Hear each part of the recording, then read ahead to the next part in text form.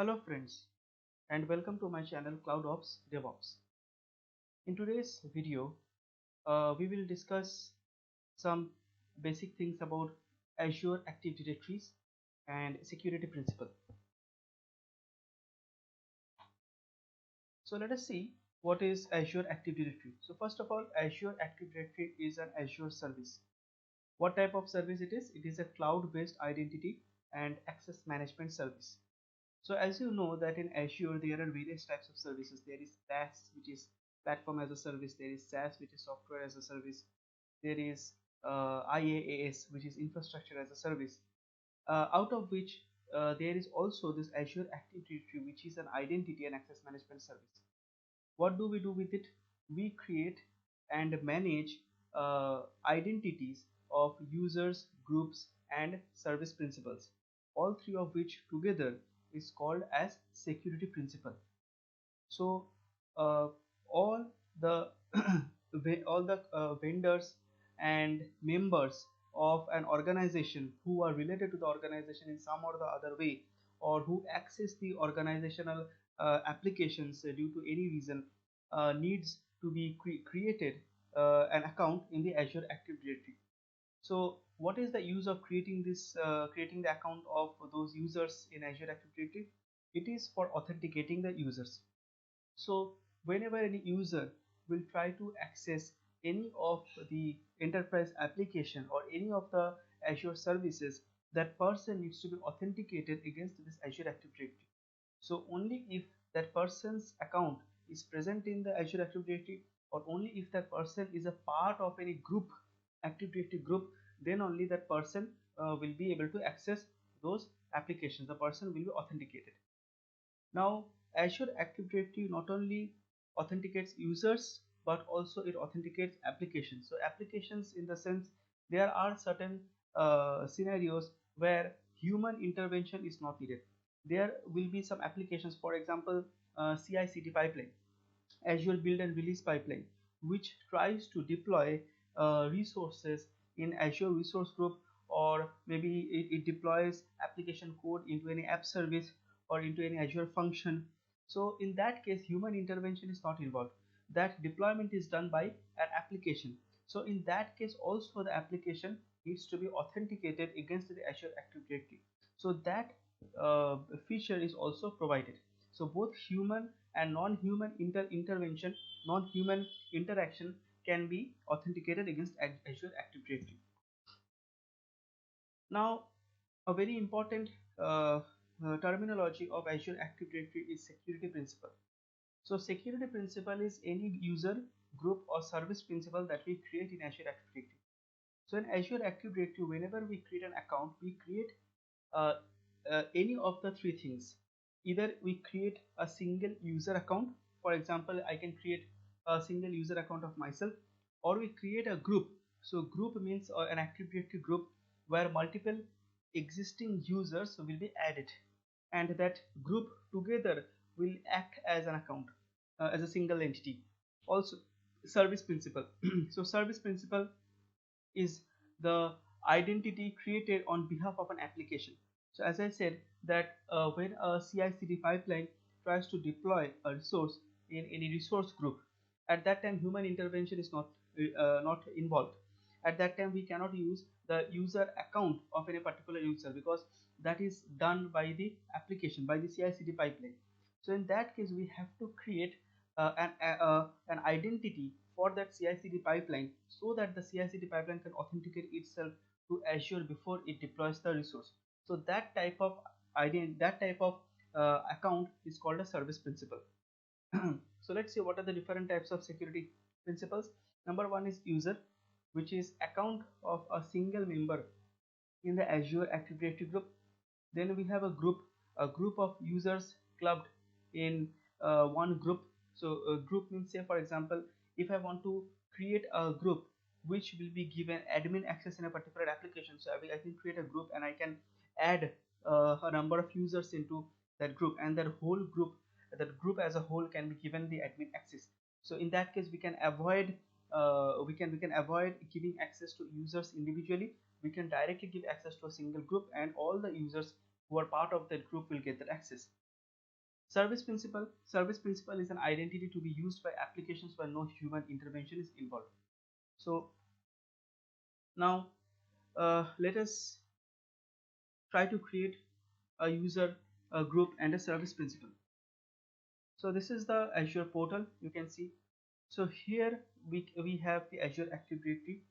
We click on that.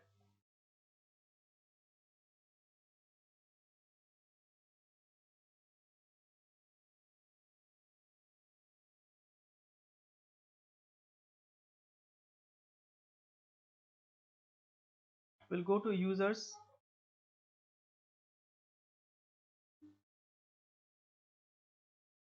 and here only my user has been created.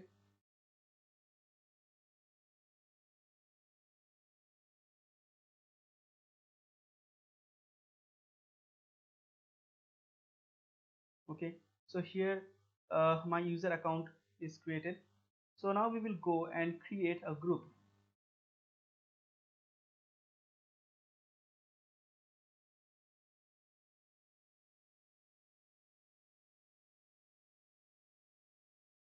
Here we click on new group. Let's keep it security. Group name, let's make it test group. Group description is, this is a test group. No owner selected, so I can select myself as owner. No member selected, so I can select, I can search myself and I can select it and I can create. So the group has been created. It takes some time to reflect over here. Okay, so the group has, it just appeared. The group has appeared. Now let's see what are the features of this group. So here we can see, let's see what is there in the properties. So in the properties we can see the group name, security group, and this is the object ID. Next, let's see what are the members. So I am the only member. In the owners, I am the only owner. So when we go to the overview of the group, we see something called as object ID. This object ID is a very important property of an Azure Active Directory group. This object ID is the ID which uniquely identifies this group. What does that mean? For example, when we want to give this group any specific role-based access control to any Azure service, for example, storage account, okay, with the help of Terraform, at that time we have to put this object ID. I'll give you a small example. Let me take out the notepad. However, I will give a detailed lecture on Terraform, Azure, role assignment, RBACs in the upcoming videos. However, just to explain this concept at this point in short, just to give you a far-sighted view, I am just writing it down. So, say in Terraform, we can actually assign RBACs to any Active Directory group or any user or to any service principal. So RBAC means role-based access control. Role-based access control means we can allocate certain privileges to a particular Active Directory group for any type of resource. For example, in storage account, we have different types of RBACs. For example, storage blob contributor, storage data reader, storage data owner, all these things. So say for example, if I want to assign storage data blob contributor access to a specific Active Directory group, just like the one we created through Terraform. How can we do that? So we will write down something called as resource, then Azure RM hyphen role hyphen assignment, and then we give a unique name, say RBAC, and then we give curly braces. Then we give something called a scope. So in the scope, we give the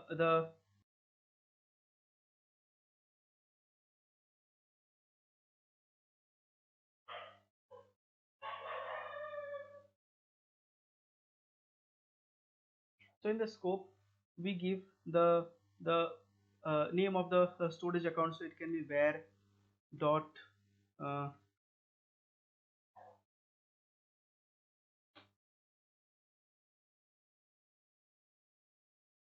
var of storage account name. Then we give the role. So the role is storage blob data reader. Now to whom am I giving this this role?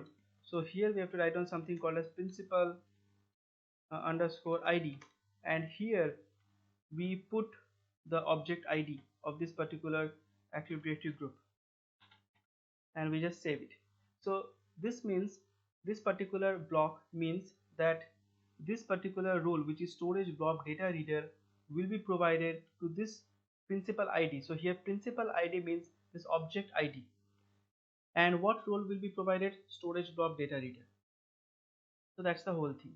So this is, so when we execute this script, then all the users who are part of this particular Active Directory group will be given storage blob data reader. So this is actually a very efficient way of giving RBACs. We do not have to individually give RBAC to individual users. Now let us create a service principal.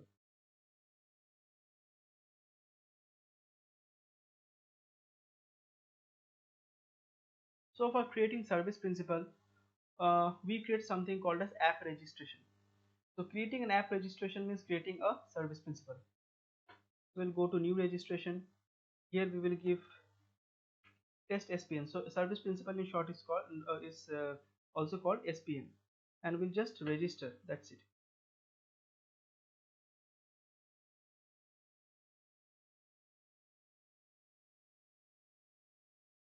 So this service principal has been created, and along with this, an enterprise application also gets created. So when we go to enterprise application, we can see here our test SPN has come up. So this is the enterprise application. Now if we go back to our app registrations,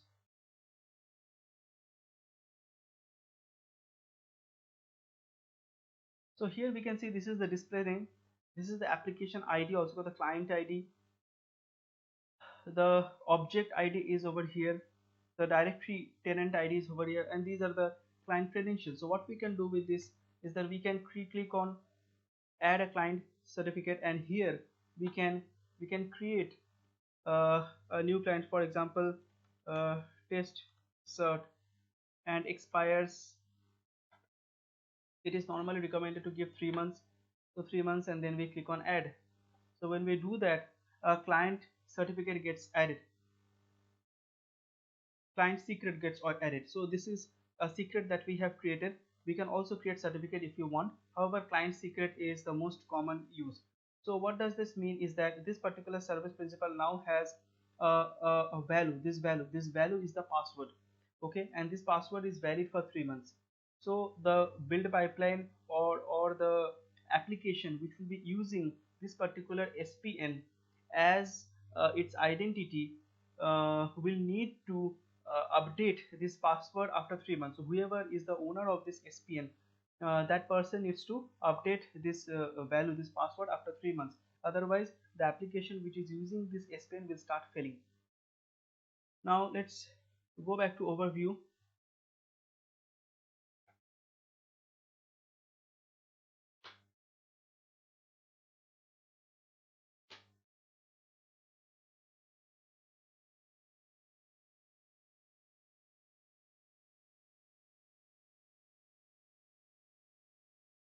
So there is one important difference that I would like to show.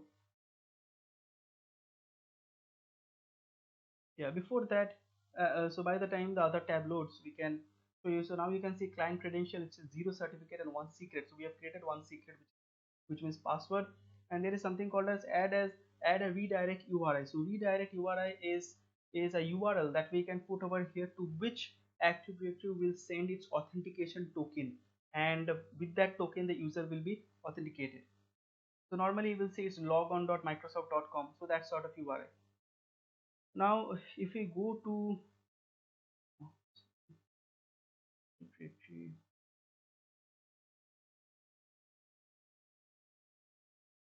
enterprise applications. So this is a very important uh, thing to note.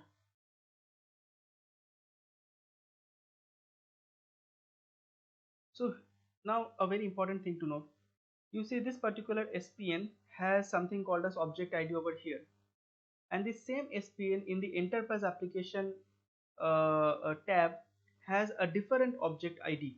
So both of the variable, both of the property has the same name, object ID.